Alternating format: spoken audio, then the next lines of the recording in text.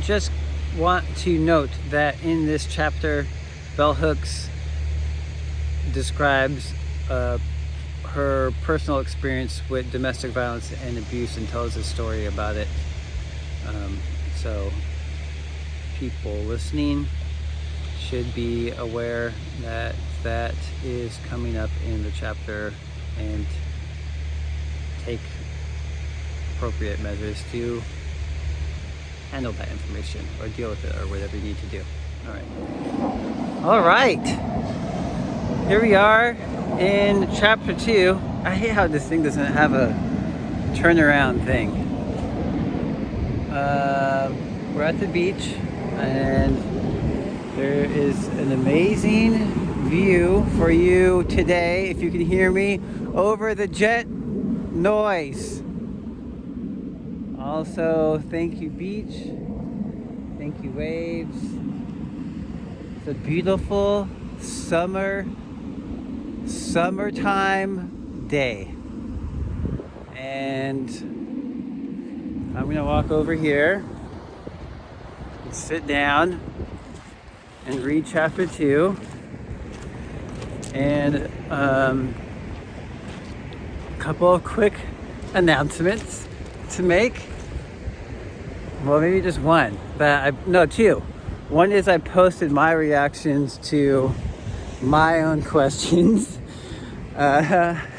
so on YouTube, so you can look at those if you want or respond the same way. Let's see how this is looking. I think that looks all right. I posted my answers. Check them out. They're real great. And second, and I'm going to put more questions for chapter 1. And I'm going to take my mask off because, as far as I know, COVID's not contagious through video yet. And I won't let that happen, boo-boo, don't worry. I'm going to start reading the book and stop talking to myself on this beach. Okie doke, here we are. The will to change. I hope you can hear me and I don't just read this chapter getting canceled out by the wave sounds. Alright, let me stop.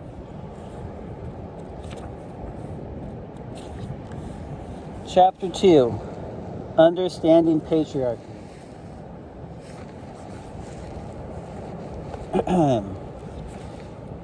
Patriarchy is the single most...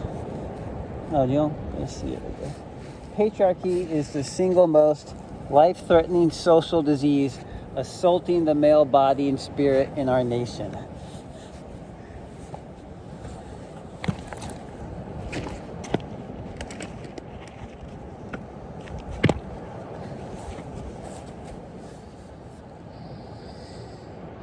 Yet most men do not use the word patriarchy in everyday life.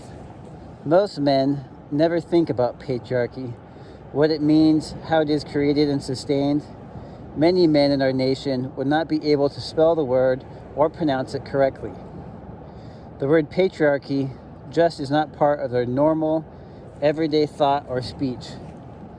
Men who have heard and know the word usually associate it with women's liberation, with feminism, and therefore dismiss it as irrelevant to their own experiences.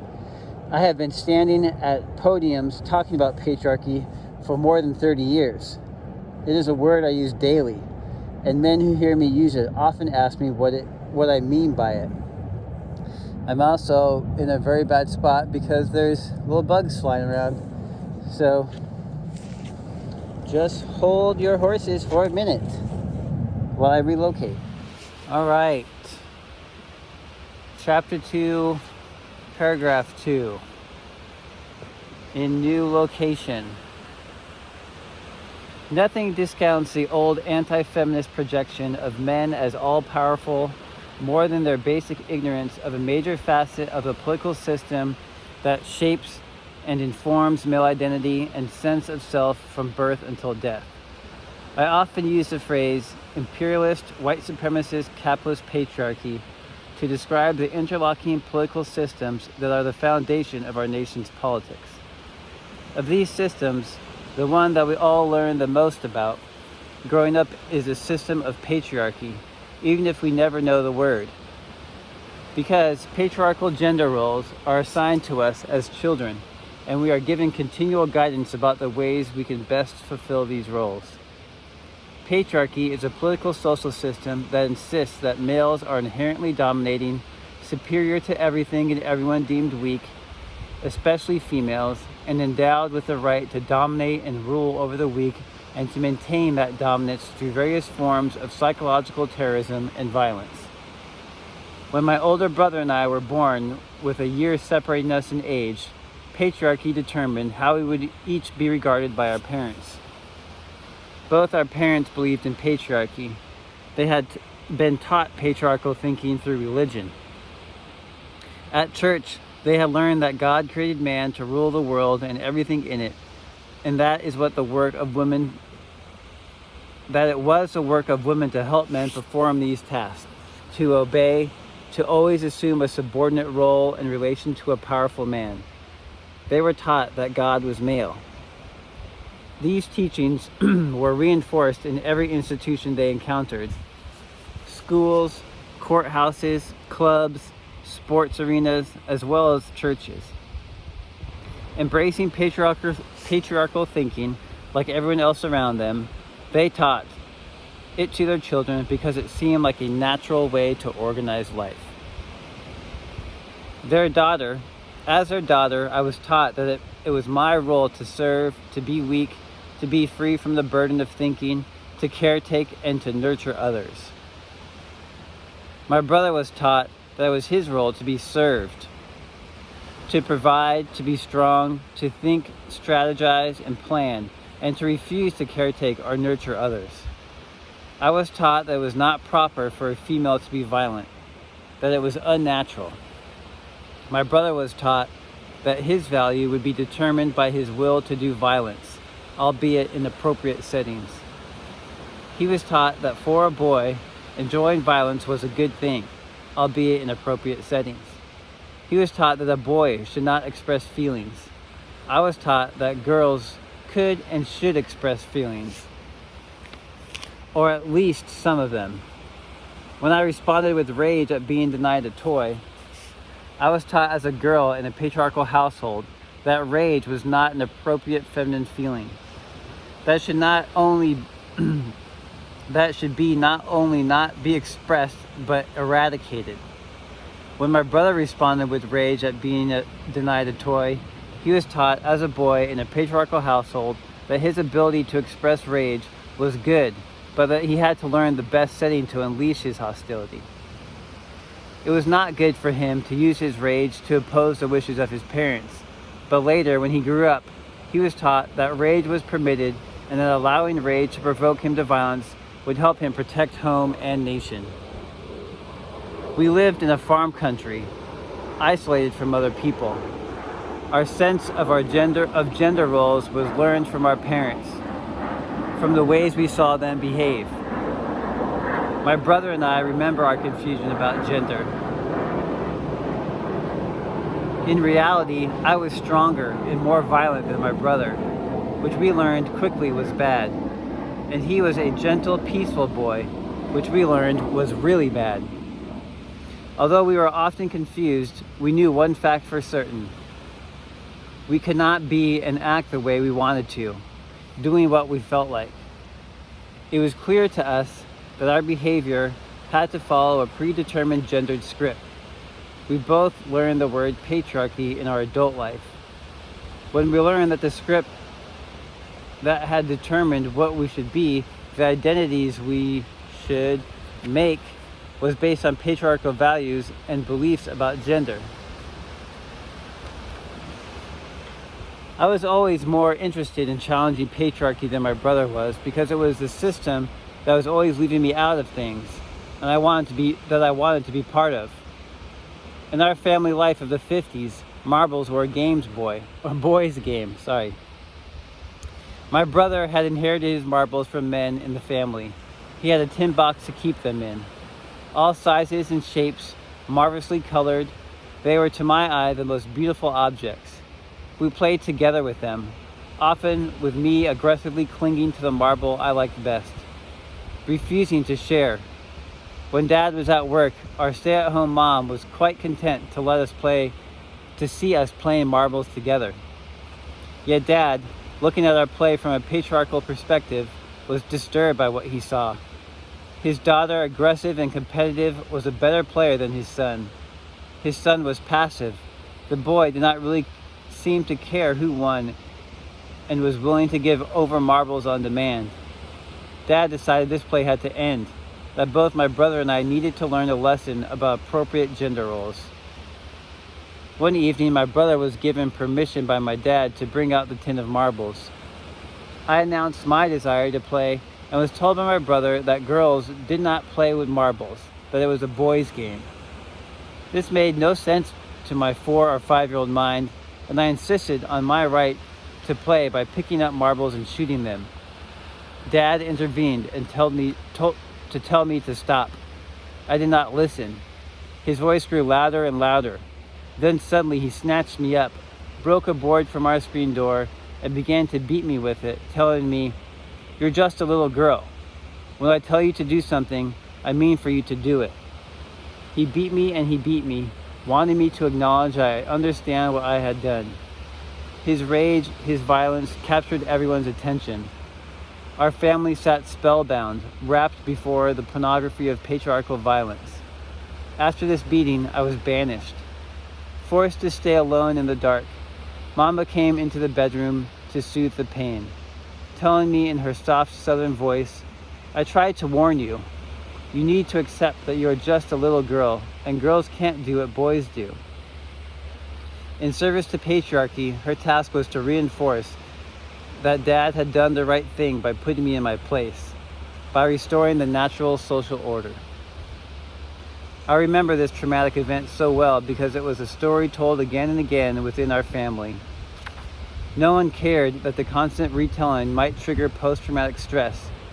The retelling was necessary to reinforce both the message and the remembered state of absolute powerlessness. The recollection of this brutal whipping of a little girl daughter by a big strong man served as more than just a reminder to me of my gendered place. It was a reminder to everyone watching / remembering, to all my siblings, male and female, and to our own grown woman mother, that our patriarchal father was a ruler in our household. We were to remember that if we did not obey his rules, we would be punished even unto death. This was the way we experientially schooled in the art of patriarchy. There is nothing unique or even exceptional about this experience. Listen to the voices of wounded grown children raised in patriarchal homes, and you will hear different versions with the same underlying theme: the use of violence to reinforce our indoctrination and acceptance of patriarchy. In How Do I Get Through to You, family therapist Terrence Real tells how his sons were initiated into a patriarchal thinking even as their parents worked to create a loving home in which anti-patriarchal values prevailed. He tells of how his young son Alexander enjoyed dressing as Barbie until boys playing with his older brother witnessed his Barbie persona and let him know by their gaze and their shocked, disapproving silence that his behavior was unacceptable. Without a shred of malevolence, the stare my son received transmitted a message: "You are not to do this." And the medium that message was broadcast in was a potent emotion: shame. At 3, Alexander was learning the rules. A 10-second, wordless transaction was powerful enough to dissuade my son from that instant forward from what had been a favorite activity. I call such moments of induction the normal traumatization of boys." End quote. To indoctrinate boys into the rules of patriarchy, we force them to feel pain and deny their feelings. My stories took place in the 50s. The stories Real tells are recent. They all underscore the tyranny of patriarchal thinking, the power of patriarchal culture to hold us captive. Real is one of the most enlightened thinkers on the subject of patriarchal masculinity in our nation, and yet he lets readers know that he is not able to keep his boys out of patriarchy's reach. They suffer its assaults, as do all boys and girls, and to a greater or lesser degree. No doubt, by creating a loving home that is not patriarchal, Real at least offers his boys a choice. They can choose to be themselves, or they can choose conformity with patriarchal rules. Real uses the phrase psychological patriarchy to describe the patriarchal thinking common to females and males. Despite the contemporary visionary feminist thinking that makes clear that a patriarchal thinker need not be a male, most folks continue to see men as a problem of patriarchy. This is simply not the case. Women can be as wedded to patriarchal thinking and action as men. Psychotherapist John Bradshaw's clear-sighted definition of patriarchy in Creating Love is a useful one. The dictionary defines patriarchy as a social organization marked by the supremacy of the father in the clan or family in both domestic and religious functions. Patriarchy is characterized by male domination and power. He states further that patriarchal rules still govern most of the world's religious, school systems, and family systems. Describing the most damaging of these rules, Bradshaw lists blind obedience, the foundation upon which patriarchy stands, the repression of all emotions except fear, the destruction of individual willpower, and the repression of thinking whenever it departs from the authority figure's way of thinking. Patriarchal thinking shapes the values of our culture. We are socialized into this system, females as well as males. Most of us learned patriarchal attitudes in our family of origin, and they were usually taught to us by our mothers. These attitudes were reinforced in schools and religious institutions. The contemporary presence of female-headed households has led many people to assume that children in these households are not learning patriarchal values because no male is present. They assume that men are the sole teachers of patriarchal thinking. Yet many female-headed households endorse and promote patriarchal thinking with far greater passion than two-parent households, because they do not have an experiential reality to challenge false fantasies of gender roles. Women in such households are far more likely to idolize the patriarchal male role and patriarchal men than are women who live with patriarchal men every day. We need to highlight the role women play in perpetuating and sustaining patriarchal culture so that we will recognize patriarchy as a system women and men support equally, even if we receive more rewards from that system. Dismantling and changing patriarchal culture is work that men and women must do together. Clearly, we cannot dismantle a system as long as we engage in collective denial about its impact on our lives. Patriarchy requires male dominance by any means necessary. Hence, it supports, promotes, and condones sexist violence. We hear the most about sexist violence in public discourses about rape and abuse by domestic partners. But the most common forms of patriarchal violence are those that take place in the home between patriarchal parents and children. The point of such violence is usually to reinforce a dominator model, in which the authority figure is deemed ruler over those without power and given the right to maintain that rule through practices of subjugation, subordination, and submission. Keeping males and females from telling the truth about what happens to them in families is one way patriarchal culture is maintained. A great majority of individuals enforce an unspoken rule in the culture as a whole that demands we keep the secrets of patriarchy, thereby protecting the rule of the father. This rule of silence is upheld when the culture refuses everyone easy access, even to the word patriarchy.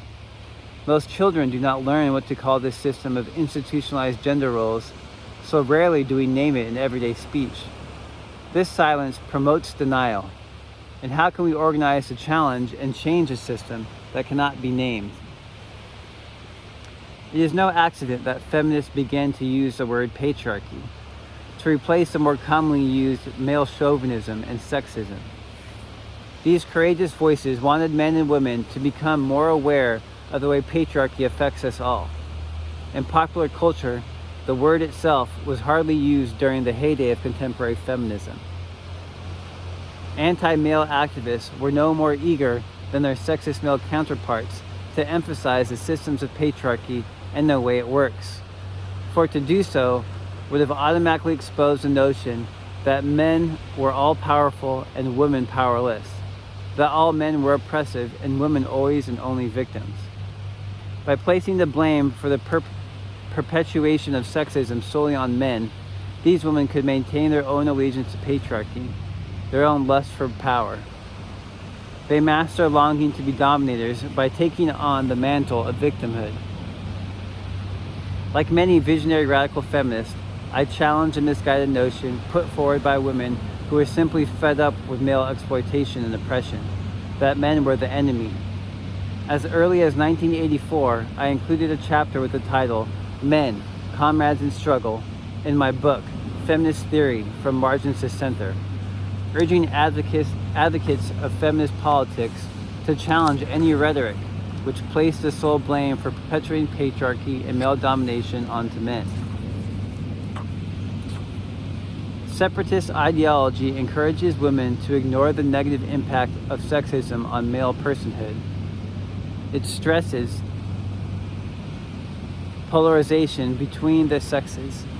According to Joy Justice, separatists believe that there are two basic perspectives on the issues of naming the victims of sexism. There is a perspective that men oppress women, and there is a perspective that people are people, and we all are hurt by rigid sex roles. Both perspectives accurately describe our predicament. Men do oppress women. People are hurt by rigid sexist role pattern. These two realities coexist. Male oppression of women cannot be excused by the recognition that there are ways men are hurt by rigid sex roles. Feminist activists should acknowledge that hurt and work to change it. It exists. It does not erase or lessen male responsibility for supporting and perpetuating their power under patriarchy to exploit and oppress women in a manner far more grievous than the serious psychological stress and emotional pain caused by male conformity to rigid sexist role patterns. Throughout this essay, I stress that feminist advocates collude in the pain of men wounded by patriarchy when they falsely represent men as always and only powerful, as always and only gaining privileges from their blind obedience to patriarchy. I emphasize that patriarchal ideology brainwashes men to believe that their domination of women is beneficial when it is not. Often, feminist activists affirm this logic when we should be constantly naming these acts as expressions of perverted power relations. General lack of control of one's actions, emotional powerlessness, extreme irrationality, and in many cases, outright insanity. Passive male absorption of sexist ideology enables men to falsely interpret this disturbed behavior positively. As long as men are brainwashed to equate violent domination and abuse of women with privilege, they will have no understanding of the damage done to themselves or to others, and no motivation to change. Patriarchy demands of men that they become and remain emotional cripples. Since it is a system that denies men full access to their freedom of will, it is difficult for any man of any class to rebel against patriarchy, to be disloyal to the patriarchal parent, be that parent female or male. The man who has been my primary bond for more than 12 years was traumatized by the patriarchal dynamics of his family of origin. When I met him, he was in his 20s. While his formative years had been spent in the company of a violent alcoholic dad, his circumstances changed when he was 12 and he began to live alone with his mother. In the early years of our relationship, he talked openly about his hostility and rage toward his abusing dad. He was not interested in forgiving him or understanding the circumstances that had shaped and influenced his dad's life, either in his childhood or in his working life as a military man. In the early years of our relationship, he was extremely critical of male domination of women and children. Although did he not use the word patriarchy, he understood its meaning and he opposed it. His gentle, quiet manner often led folks to ignore him, counting him among the weak and the powerless. By the age of 30, he began to assume a more macho persona, embracing the dominator model that he had once critiqued. Donning the mantle of patriarch, he gained greater respect and visibility. More women were drawn to him. He was noticed more in public spheres.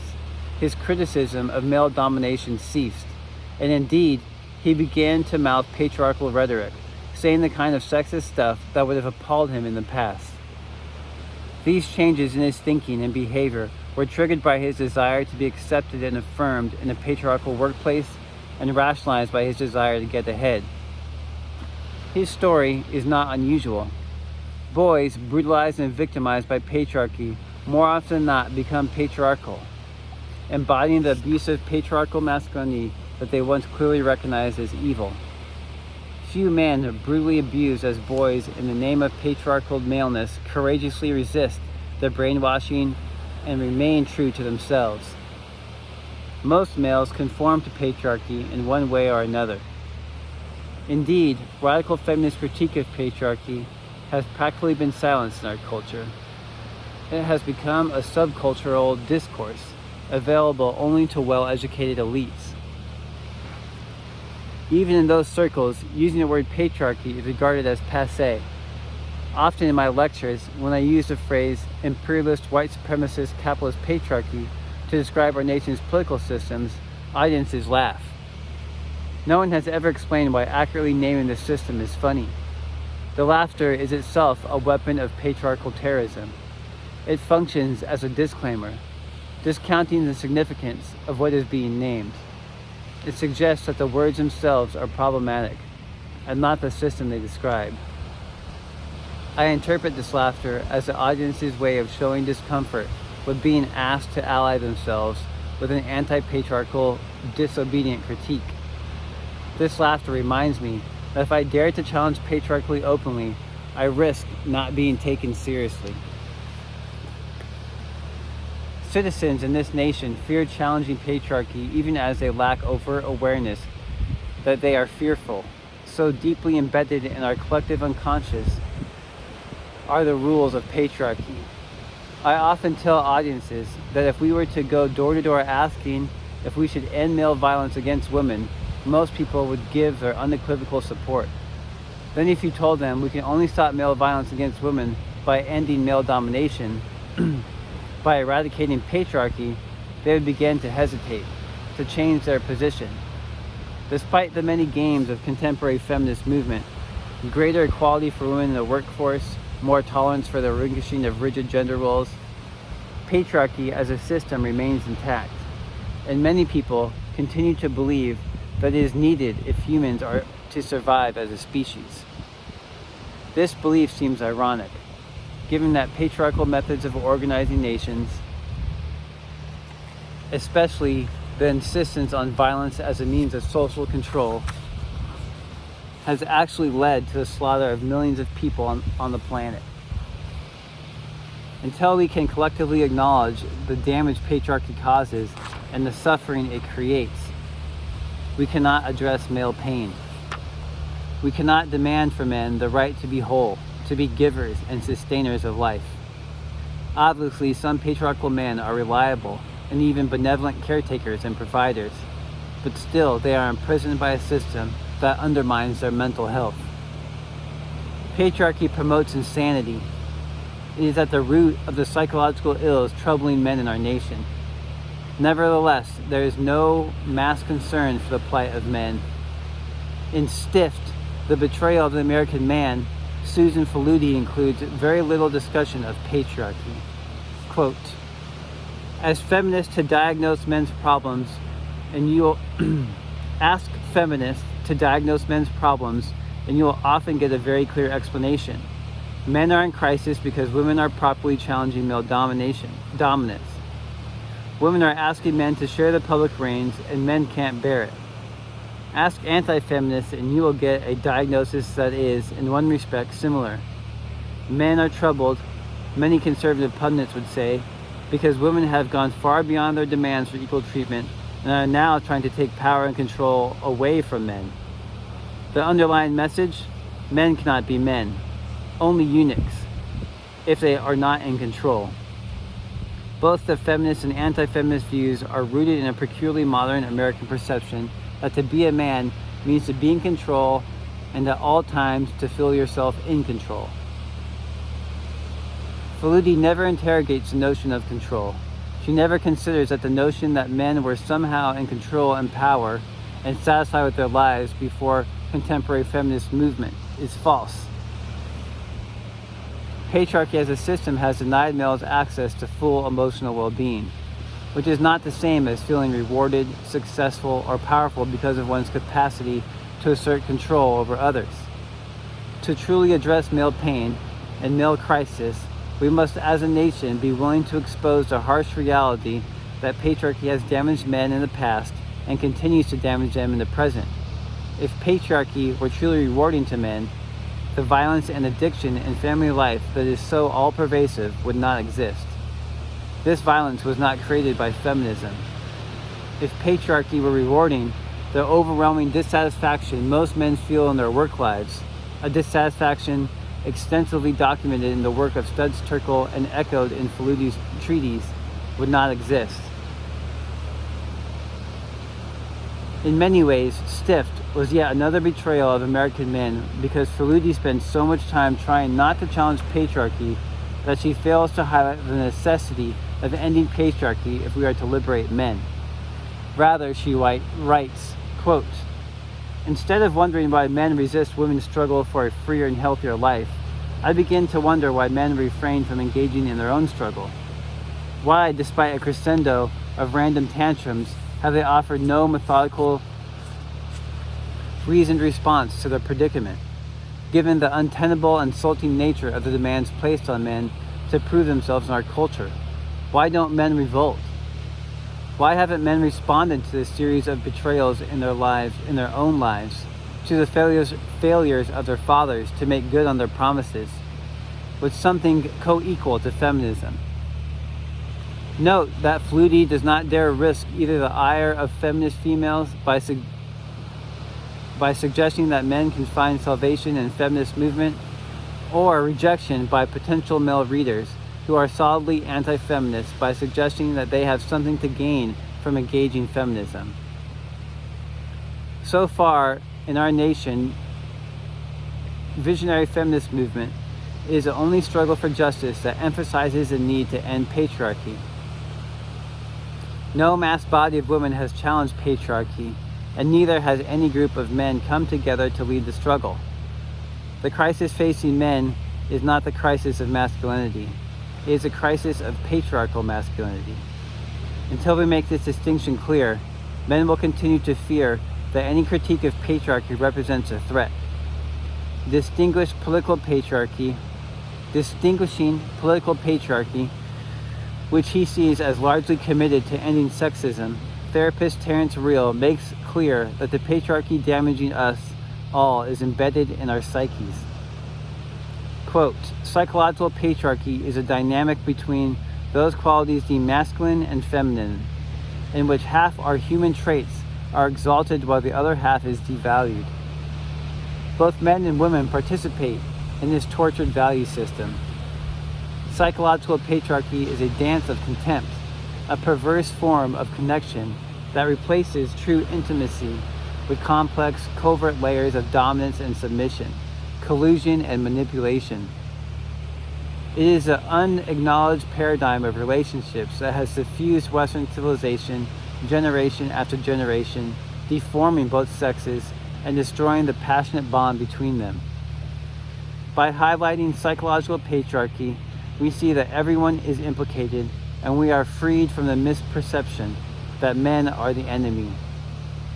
To end patriarchy, we must challenge both its psychological and its concrete manifestations in daily life.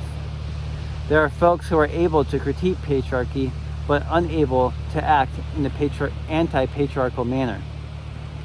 To end male pain, to respond effectively to male crisis, we have to name the problem. We have to both acknowledge that the problem is patriarchy and work to end patriarchy. Terence Real offers this valuable insight.